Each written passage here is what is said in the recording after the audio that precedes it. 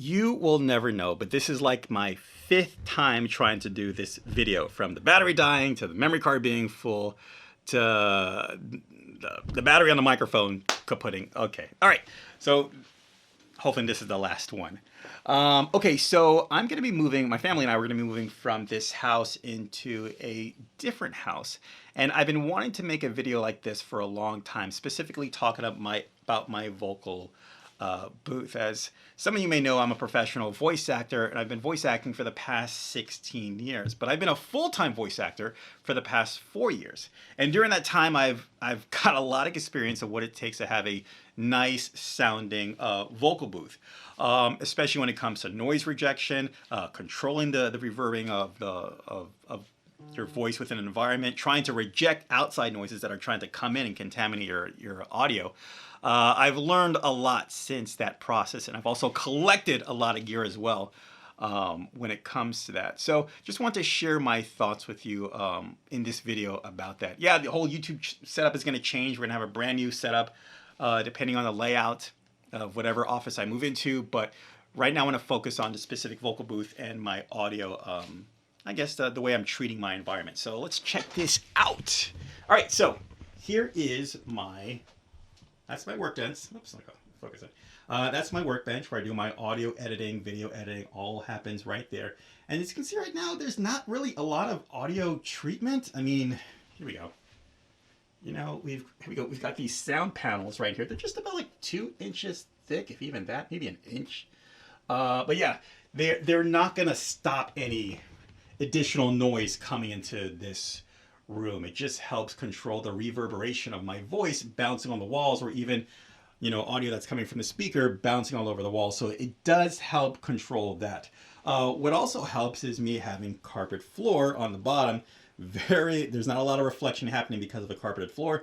I've also got some, you know, wood floors right there, but you know, the carpet's on top of the floor. So always recommend a carpeted floor. Got a futon right here to the side with a comforter, and I've got this cloth painting right here. It's my dad's, you know, and I just have that up there all the time. Now, I used to want to have something on the ceiling, not anymore. Let me change the focus on this thing. Can I change it? There we go. I used to have stuff on the ceiling. I tried to, but gravity just kind of pulled it down. So that's just what I had up there to kind of hopefully have it up there. As you guys know, I like doing projector reviews. So I got this 100-inch projector screen to put on the wall so I can just do my work.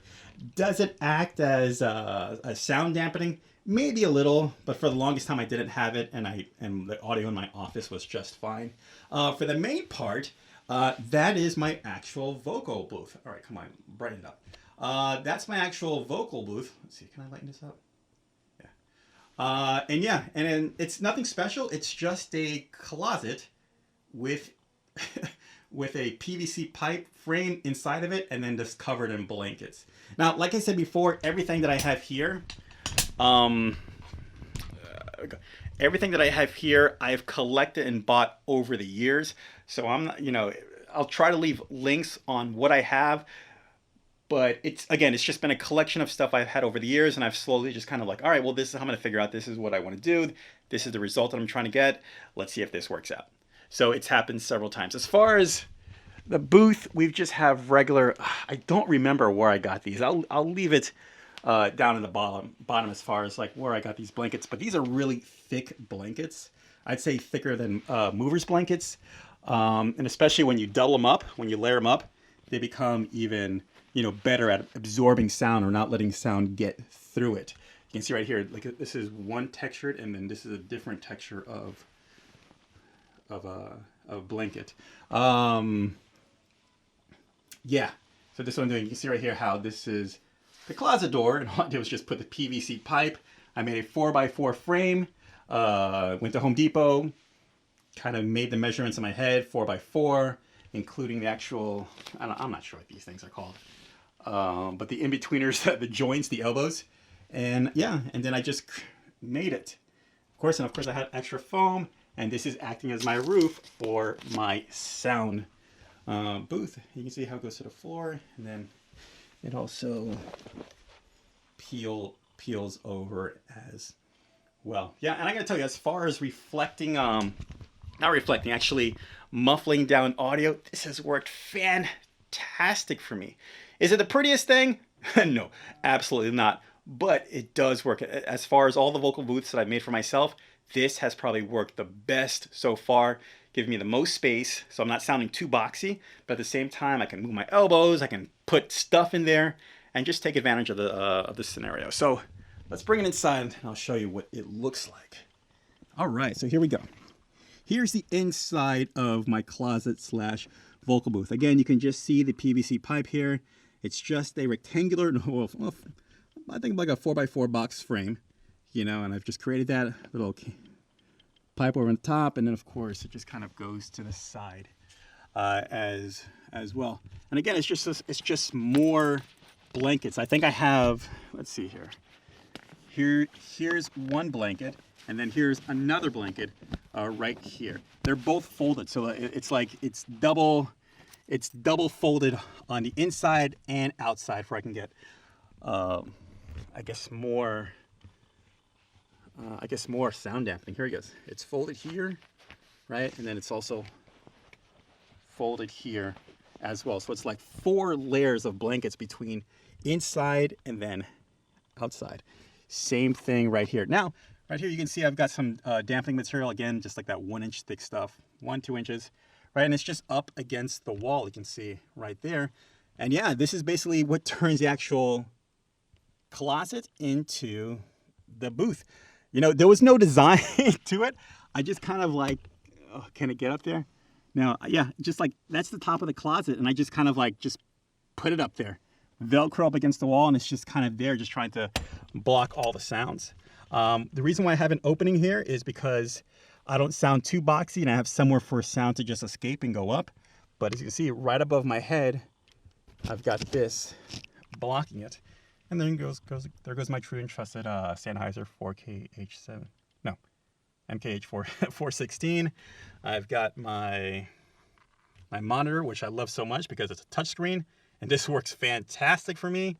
Yeah, I don't have to print anything out, and I just scroll through right here with my screen. I've got my preamp for my microphone, which is an Avalon 4.5. I've got my preamp for my headphones for my Beyerdynamic DT770 Pros. And I've just got some boxes underneath here. Not really for sound dampening, it's just, you know, it's just a storage area. And I got myself a little salt lamp right here. And yeah, this is pretty much it. There goes some headphones, and I've got my webcam right there, so when I'm doing live Zoom sessions, the client can see me on that. Oh, some of these blankets here are from Snap Studio. I used one of their vocal booths before, and it inspired this whole entire setup. I do have to make a video for them, which is completely super overdue. And yeah, that's what my vocal booth looks like so far. I'll try to leave as much detail as far as what I use for my vocal booth in the description down below. If you have any questions about it, hit me up. I'll tell you everything I know. But as far as, you know, it has worked completely fine in that. Unless an airplane's flying overhead, or a car is like running by, or someone's doing the lawn, it sounds perfect. I mean, yeah, I've done national commercials, narrations, big, yeah, really high-end things, all from that, and it worked just fine, even over Source Connect. So you don't need something crazy. This is my recommendation, and I'm gonna kind of pivot for a moment here.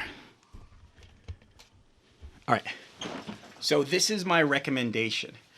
Do you need an insanely expensive vocal booth? No, it's not. It's not necessary if you have a recording environment that is layered by walls, plenty of walls, and it's as far as away from the sound itself, such as, you know, like the outside environments. But you can get by without a vocal booth. Now, with that being said, I've gotten to a certain part in my career now where I'm able to actually get a vocal booth, and I'm super happy about that. I'm not getting it because I can get it. I'm getting it now because I need it. The place that I'm moving into now has planes flying directly overhead. So my thinking now is, yeah, I could still do a closet setup, but it would do no good. You know, I would constantly be hearing outside sounds even worse than I am right now. If I get the vocal booth, according to the measurements, it's just going to make it sound equal to where I am now. So while the vocal booth will help, it's not going to eliminate sound altogether. And vocal booths never claim to eliminate 100% of the sound. It's just going to mediate, I guess, the exposure of the noise that's coming in. So that's my situation now. When that comes in, I'd love to give you a setup, some kind of content as far as that vocal booth. But yeah, this is where right now. That's my my baby. I'm going to be packing her up in about a week, and that's it. And between that transition between this place and the other place, I'm going to be using the Snap Studio portable booth. And I'll try that out for you, or I'll show you about that. Let you know how it sounds, it performs, and what I do to help it make it sound better and things like that. All right, guys. Really hope this video helped you out. I just put this video out because I want to show you what I'm using with. But if content like this, if you're interested about that, I'll be more than happy to make more content about my vocal or audio setup or sound setup or whatever, my process. But yeah, that's about it. Until the next time, when it comes to when I go to my legitimate vocal booth and the new surround setup. All right, guys, really hope this helped you out. Anything you see here that may have caught your interest, I'll try to leave this links in the description down below so you can check it out for yourself. Most of it, I'm not going to get any cut of it. I'm just going to point in the direction where I got it, and you can make a decision for yourself. All right, guys, thank you so much for stopping by. I'll see you in the next one. Bye.